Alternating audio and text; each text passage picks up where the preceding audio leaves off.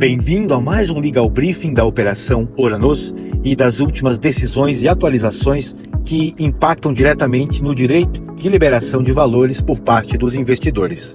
Hoje, 21 de fevereiro de 2025, precisamente às 18 horas e 50 minutos, eu, Wilson Knoner Campos, seu amigo, seu host, tenho o prazer da sua companhia para apresentar mais este painel de informações qualificadas e relevantes sobre essa tão falada Operação Oranos. Vamos direto às informações.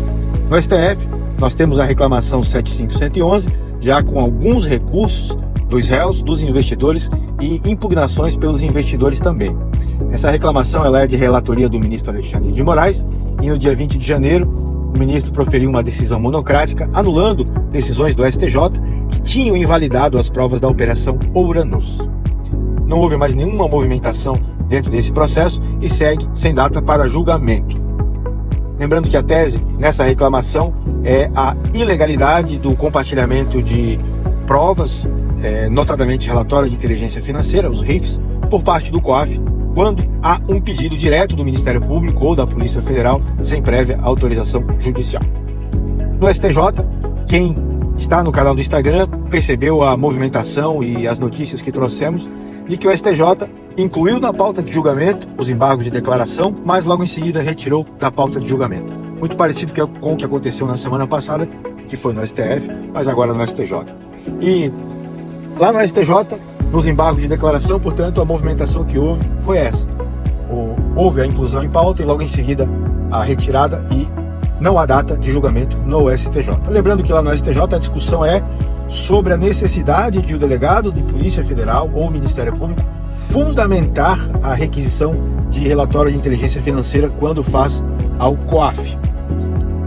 No STF nós temos ainda aquela operação paralela que eu sempre menciono, porque as teses jurídicas discutidas nessa outra operação paralela, que não é Oranos, as teses, o julgamento pode impactar dentro da Operação Oranos. E lá nesse processo houve sim bastante movimentação e os sinais externos, que os juristas que olham o processo e sabem interpretá-lo, vislumbram um desfecho promissor. Porém, também não há data de julgamento nessa operação paralela, que é a Operação Briansky, cujo resultado pode impactar na Operação Oranos. Voltando de novo ao STJ, tanto no RHC quanto no habeas corpus, tirando essa notícia de inclusão e retirada de pauta no STJ, não há nenhuma movimentação que deva ser aqui relatada. Na Justiça Federal, houve o julgamento de 5 embargos de terceiro, que se referem a bens móveis ou imóveis específicos, e não é dinheiro, não é liberação de valores. O julgamento, dentro da Operação Oranos, parcialmente favorável em relação a 5 embargos de terceiros. Nenhum desses embargos de terceiros falava de liberação de dinheiro, de valores que foram investidos na empresa que operava com os criptoativos, com Bitcoin e outras modalidades de criptoativo.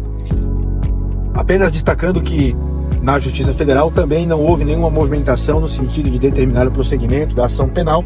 Embora pudesse fazê-lo, o juiz não o fez e isso chama atenção. Tanto que eu tenho recebido diversas mensagens de directs e mensagens de WhatsApp perguntando qual seria a razão para o juiz não fazer essa determinação de retomada do curso do processo. Apenas para ressaltar e já caminhando para o desfecho, nós temos 3 frentes de onde pode vir a decisão de liberação de valores: no STF, no STJ e também dentro da própria Operação Oranos. O ponto que eu gosto de destacar é que a decisão a ser proferida pelo juiz federal em relação ao pedido dos investidores dentro da própria Operação Oranos, isso não depende em nada de decisão do STF ou do STJ. As teses que são apresentadas à Justiça Federal pelos investidores, elas são basicamente 3. A primeira é arguindo nulidades e temas que o juiz tem que analisar, independentemente de quem apresente essas teses, o juiz deve se pronunciar sobre essas nulidades e, sendo acolhidas, isso gera uma nulidade que impacta a decisão de indisponibilidade e bloqueio de bens. A segunda tese, como tenho mencionado, é o excesso de prazo. A investigação, toda investigação ela tem que ter início, meio e fim, assim determina a Constituição Federal. Na Operação Oranos, houve um começo, não sabemos se estamos na metade, mas temos a certeza absoluta que estamos muito longe do fim. A persecução penal começou, não terminou e não tem data para acabar. Leia-se, não tem data para sabermos se há crime, se houve crime, quem fez o crime, qual teria sido o ato e qual teria sido o crime. Nada disso está respondido e a Constituição determina, nesses tipos de casos, que haja liberação de bens por conta do excesso de prazo. Essa é a segunda tese. E a terceira e última tese é com base no princípio da isonomia ou igualdade, por conta do fato de que alguns réus receberam autorização para fazer saques mensais aproximados de R$60 mil. Então, se os réus que em tese cometeram crimes, alguns desses réus, podem fazer saques mensais, mais ou menos de R$60 mil, por qual razão os investidores não poderiam fazer esses saques também? Lembrando que o fundamento, como já afirmei aqui, o fundamento da liberação desses saques é a necessidade de garantir a subsistência dos réus. E aí a pergunta retórica e de reflexão que eu faço: por qual razão esse mesmo direito não é estendido de uma vez por todas aos investidores? Essa é a terceira tese e os pedidos deverão ser analisados pelo juiz federal e ainda bastante expectativa, porque esses pedidos se tornam possíveis a partir de 20 de janeiro, após a decisão do ministro Alexandre de Moraes, e ainda não há uma decisão do juiz federal a respeito disso.